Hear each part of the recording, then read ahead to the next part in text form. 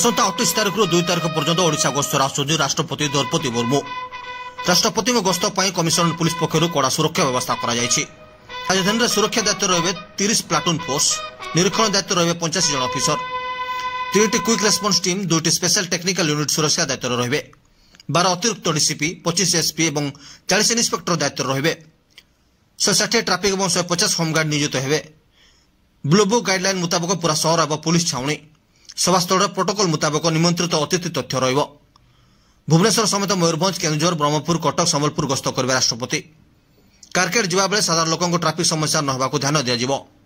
एने सुरक्षा देते भुवनेश्वर डीसीपी प्रतीक सिंह। ब्यूरो रिपोर्ट, मो न्यूज।